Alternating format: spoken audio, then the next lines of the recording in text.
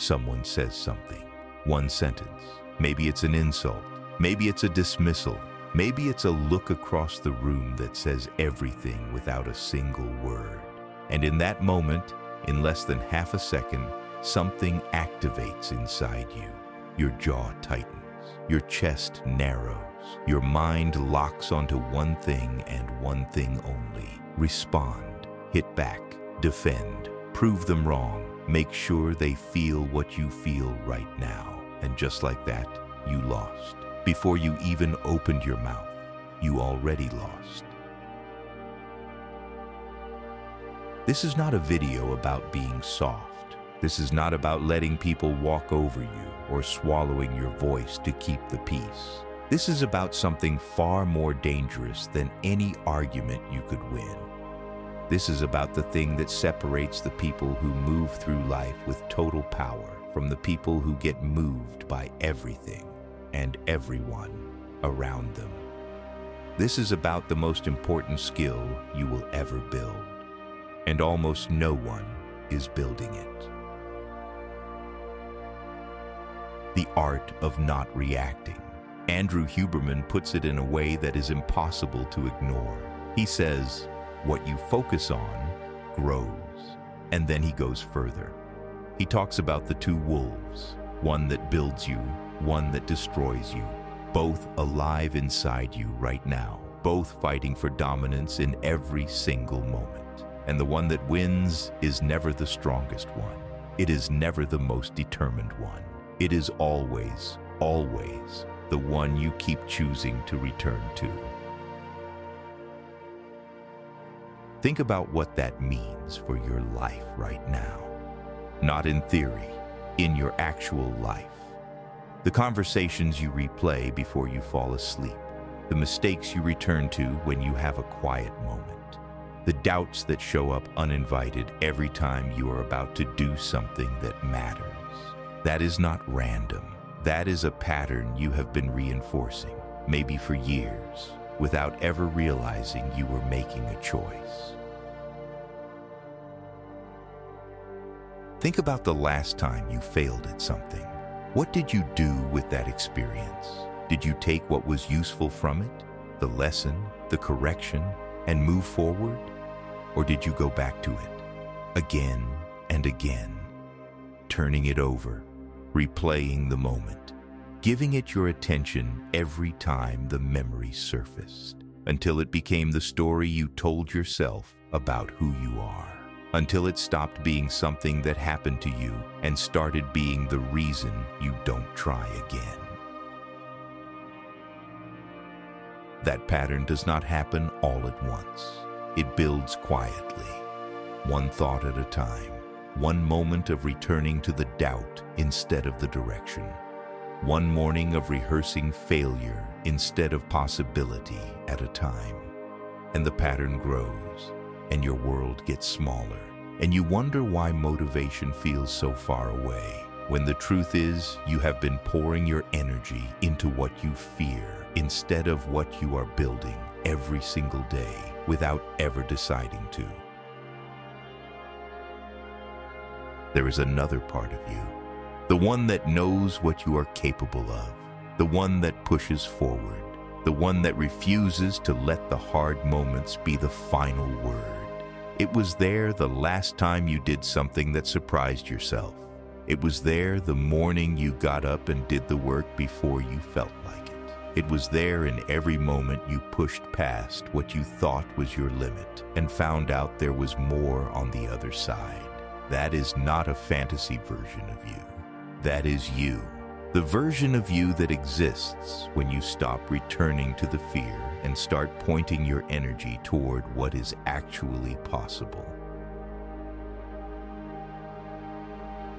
Huberman explains that your brain is literally wired to follow your attention. Whatever you consistently focus on, your brain builds more pathways toward it, more pull in that direction, more automatic reach toward it every time a related thought or feeling appears, which means the person who wakes up every morning and immediately focuses on everything that could go wrong is not being realistic. They are training themselves to find evidence for failure everywhere they look.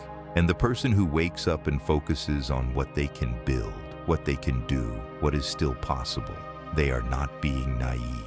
They are training themselves to find opportunity in the same world the other person only sees as threat.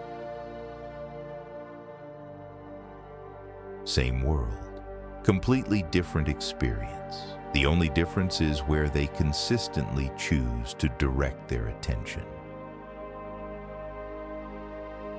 This is where most people get it wrong. They think focus is a passive thing, something that just happens based on how you feel that day.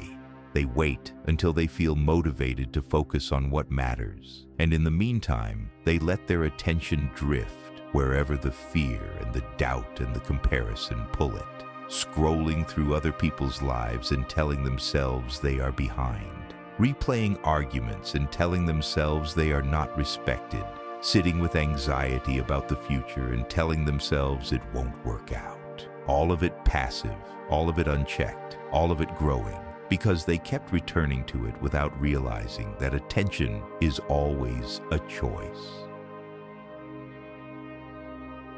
But focus is not passive. Focus is a practice, a discipline, a daily decision about where your energy actually goes.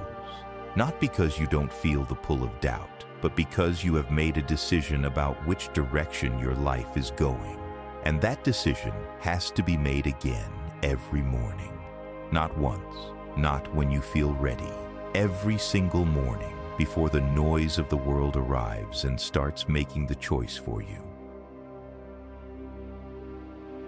You do not wait until the negative voice goes away before you start building.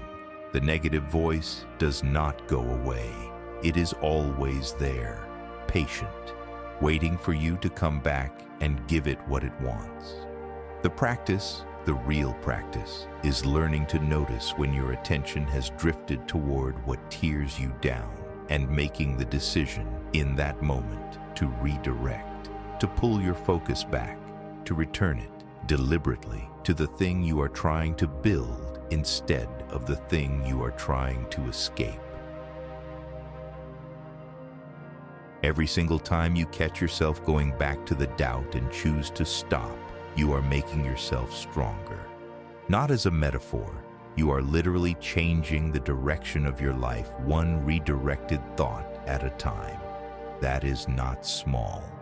That is everything. Because your life does not go where your circumstances take it. Your life goes where your attention takes it. And your attention goes wherever you consistently choose to point it.